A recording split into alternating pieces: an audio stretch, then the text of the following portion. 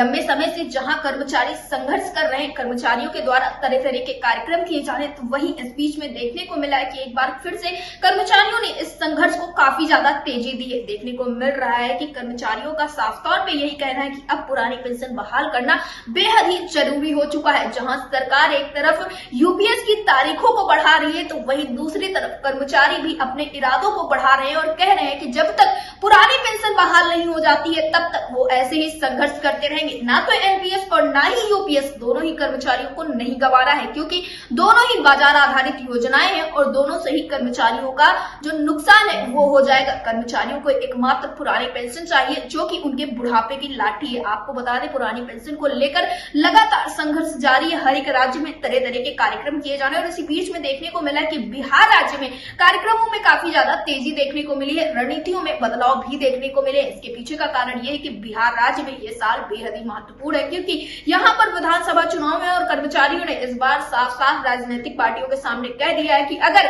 Vote चाहिए तो पुरानी पेंशन बहाल करनी ही पड़ेगी। No old pension no vote, ऐसे नारे दिए जा रहे हैं, क्योंकि कर्मचारियों ने यही कह दिया है कि अगर पुरानी पेंशन बहाल होगी तभी उनका वोट मिलेगा सरकार को। और यहाँ पर वोट फॉर ओबीएस की मुहिम भी चला दी गई और ये भी कहा जा रहा है कि इस मुद्दे को हर एक घर में पहुंचाया जाएगा, हर एक घर में पुरानी पेंशन बहाली का मुद्दा गूंजेगा। सरकार के बीच में काफी ज्यादा हलचल भी देखने को मिल रही है, क्योंकि एक तरफ चुनावी वर्ष, दूसरी तरफ चुनाव बेहद ही करीब और ऐसे में कर्मचारियों की मांग, उनके पक्के इरादे सरकार के लिए चिंता का विषय बन चुके हैं। और कर्मचारियों ने साफ तौर पे कह दिया कि जो रणनीतियां बनाई गई हैं, तमाम तरह के कार्यक्रम किए जा रहे हैं, इससे पुरानी पेंशन जरूर बहाल हो सकेगी। आपको बता दें, कर्मचारी या यूं कहें कि संगठन के जो पदाधिकारी है वो बेहद ही मेहनत कर रहे हैं, गाँव-गाँव जाकर, शहर शहर जाकर जागरूकता फैला रहे हैं कि पुरानी पेंशन क्यों जरूरी है इन कर्मचारियों के लिए और आने वाले भविष्य के लिए। फिलहाल बिहार राज्य में किस तरह की तैयारियां चल रही हैं, क्या कुछ कार्यक्रम होने वाले हैं, आगे की क्या रणनीति है, इस वक्त पर क्या स्थितियां बनी हुई, इस विषय पर ज्यादा जानकारी देते हुए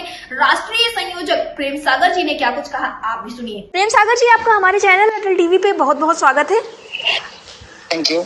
प्रेम सागर जी, जिस तरह से देखने को मिल रहा है कि लगातार पुरानी पेंशन बहाली को लेकर संघर्ष जारी है, हाल फिलहाल में देखने को मिला है कि बिहार राज्य में इस आंदोलन को काफी तेजी मिली है और क्योंकि वहां पर विधानसभा चुनाव भी है तो इस वजह से इस मुद्दे को और ज्यादा उठाया जा रहा है। और जैसा कि खबरें निकलकर सामने आई, आपको राज्य प्रभारी भी बनाया गया, तो क्या स्थितियां बनी हुई है, किस तरह से आप लोग इस लड़ाई को लड़ रहे हैं? लड़ाई इस दौर में आ गई है कि पूरे जिले के, मैं अभी 15 दिन से मैं प्रत्येक जिले का भ्रमण पर हूँ और जिले के एक एक विभाग के एक एक, जब चाहे सिंचाई विभाग हो, शिक्षा विभाग हो, मेडिकल डिपार्टमेंट हो, सारे लोगों के कर्मचारियों, महिलाओं, लड़कियों, स्त्रियों, जितने भी लोग हैं कर्मचारी हैं, सारे लोगों से मैं मिल रहा हूँ।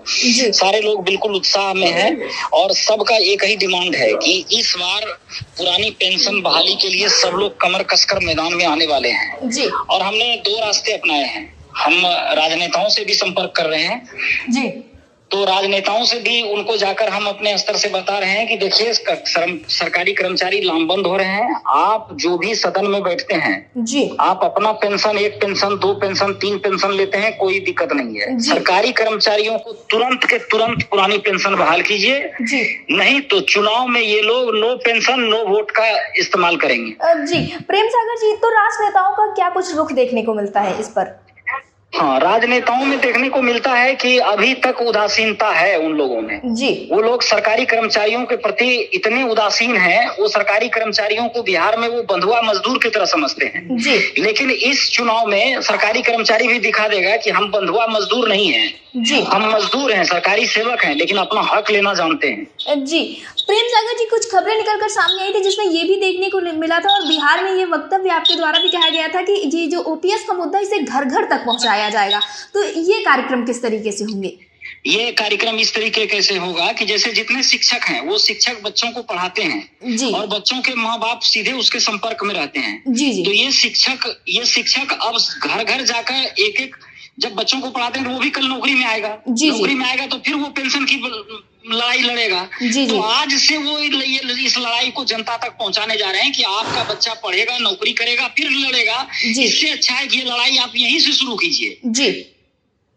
तो मजदूर, किसान, परिवार जितने हैं वो सारे लोग इस बार चुनाव में एक ही मुद्दे पर वोट करेंगे, जो पुरानी पेंशन बहाल करेगा वही देश पर राज करेगा जी। प्रेम सागर जी, मैं अंत में आपसे ये जानना चाहूंगी कि आप बिहार राज्य के कर्मचारियों से क्या कुछ कहना चाहेंगे, क्योंकि ये वक्त उनके लिए बेहद ही अहम वक्त है।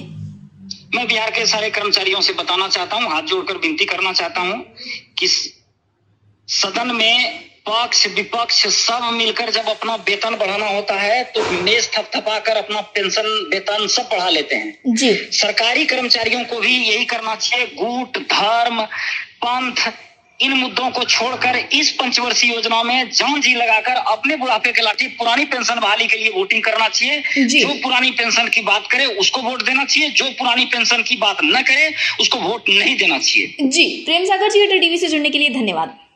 धन्यवाद।